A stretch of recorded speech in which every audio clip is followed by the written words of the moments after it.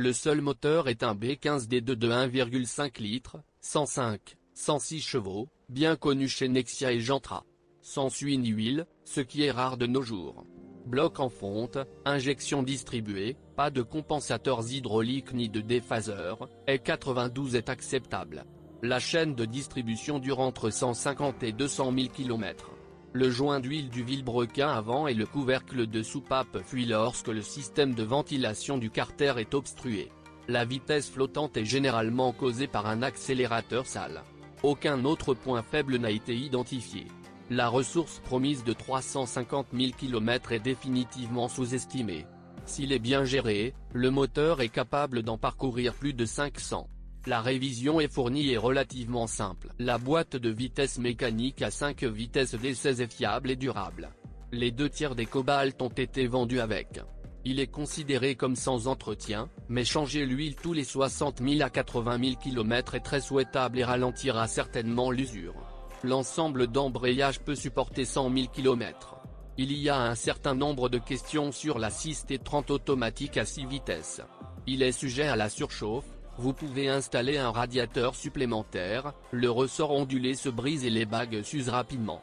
Cependant, au moment où Cobalt est sorti, l'unité avait été modernisée et devenue meilleure. Il est conçu pour un couple de 200 Nm et des moteurs de 2 litres, il lui est donc beaucoup plus facile de travailler avec des moteurs 140 Cobalt. Un kilométrage de 250 000 km est tout à fait réalisable. La suspension est énergivore et ne nécessite aucune intervention sur de bonnes routes jusqu'à 100 000 km. Sur de mauvaises routes, la situation est différente, les amortisseurs arrière et les roulements de roues s'épuisent parfois après 40 000 à 60 000 km. Les roulements à billes et de support ne sont pas non plus particulièrement durables. Les jambes de force et les bagues stabilisatrices deviennent des consommables et les soufflets du joint homocinétique sont rapidement essuyés. Les durites de direction assistée se fissurent et fuient à 100 000 km. Il n'y a aucune plainte concernant la durée de vie des éléments du système de freinage. Les freins arrière sont des freins à tambour, presque éternels. Il n'y a pratiquement aucune isolation phonique. Le bruit externe est activement accompagné de bruit interne, craquement et cliquetis du plastique dur. Le bouchon du réservoir de carburant s'ouvre avec une clé. Les poignées de porte qui s'écaillent sont la norme. Avantages et bénéfices de Chevrolet Cobalt depuis 2011. Point image harmonieuse d'une citadine. Point le salon est spacieux. Point ajustement du siège du conducteur. Point prise en main confortable du volant. Point les sièges de la rangée arrière peuvent être rabattus, ce qui vous permet de transporter des marchandises longues. Point garde au sol élevé. Point excellent lave-verre. Point miroir informatif. Point roue de secours pleine grandeur. Faiblesse de la Chevrolet Cobalt depuis 2011. Point assemblée. Point transmission automatique. Point bras de suspension. Point joint de couvercle de soupape. Point chaîne de distribution. Point jambes de force et bague de barre anti-roulis. Maintenant plus de détails. Assemblée. L'assemblage de la voiture est un défaut évident. Vous remarquerez peut-être de l'eau à l'endroit où la roue de secours est stockée. La raison en est des fissures mal scellées derrière le pare-choc arrière. Un scellant aidera à résoudre le problème. Toutes les coutures doivent être traitées avec le produit. Les phares sont un autre point sensible de la berline. Au fil du temps, ils commencent à s'embuer. Résoudre ce problème est extrêmement difficile. Comme le montre la pratique, toutes les méthodes essayées par les conducteurs ne sont pas efficaces. L'inconvénient de la transmission automatique est sa mauvaise tolérance au glissement. Si vous pilotez régulièrement cette voiture, l'unité tombera rapidement en panne. Un démarrage soudain à un feu tricolore aura également un impact négatif sur son travail. Une conduite douce et une manipulation prudente aideront à éviter cela.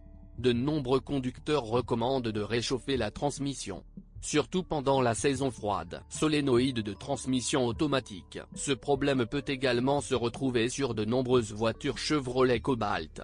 Les signes d'endommagement du solénoïde, électrovanne, sont les suivants: la voiture ne bouge sur aucune vitesse et lors du déplacement du levier de vitesse, il n'y a pas de poussée caractéristique pour engager la vitesse. Très probablement, si les solénoïdes de la transmission automatique sont défectueux, vous ne pourrez pas vendre la voiture, mais vous devrez en être informé à l'avenir. Bras de suspension. Malheureusement, les bras de suspension du Cobalt posent vraiment problème. Et dans ce cas, il n'y a pas d'échappatoire. Cela se produit principalement lors d'impacts brusques, en cas de heurt à grande vitesse avec divers obstacles sous forme de bosses ou de trous. Mais lors d'un test avant achat, il est difficile de ne pas remarquer ce dysfonctionnement. La voiture devient difficile à conduire, et sur place il faut faire attention à l'usure des pneus. Si le bord intérieur est usé, cela indique indirectement que le levier est endommagé. Joint de couvercle de soupape. Bien sûr, nous pouvons dire que c'est, en principe, une bagatelle et n'a pratiquement aucun effet sur le niveau d'huile dans le moteur, mais les fuites d'huile constantes sous le couvercle de soupape affectent également la perturbation du transfert de chaleur et l'éventuel processus de spontanéité, combustion et la durée de vie de certains éléments électriques. Par conséquent, lors de l'achat, vous devez vous renseigner si le joint a été remplacé par un joint non original et vous assurer qu'il n'y a pas de fuite d'huile sous le couvercle. Chaîne de distribution. Étant donné que la Chevrolet Cobalt n'est plus produite et fournie sur les marchés intérieurs, le kilométrage de nombreuses voitures dépasse déjà 100 000 km. Et par conséquent, lors de l'achat, vous devez faire attention à l'état de la chaîne de distribution. Si la chaîne n'a pas été modifiée par l'ancien propriétaire, le remplacement coûtera environ 20 000 roubles. En général, la chaîne de distribution de cette voiture ne peut pas être considérée comme un point faible, mais lors de son achat, vous devez absolument y prêter attention. Jambes de force et bagues de barre anti-roulis. On constate immédiatement que ces éléments ne constituent pas des défauts critiques en cas de défaillance.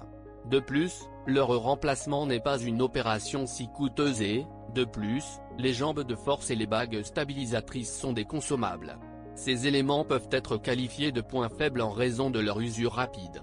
Par conséquent, lors de l'achat, vous devez faire attention à l'état des crémaillères et des bagues.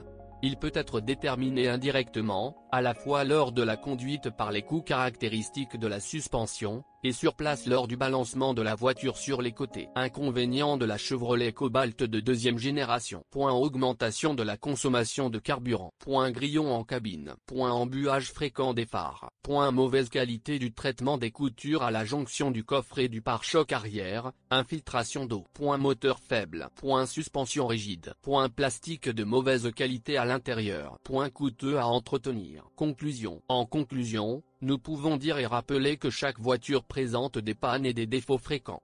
L'essentiel est que ces problèmes n'entraînent pas un énorme gaspillage d'argent pour les éliminer. Ainsi, avant d'acheter, il faut peser le pour et le contre, et lors de l'achat d'une voiture, il est préférable de la faire diagnostiquer et examiner par des professionnels en la matière.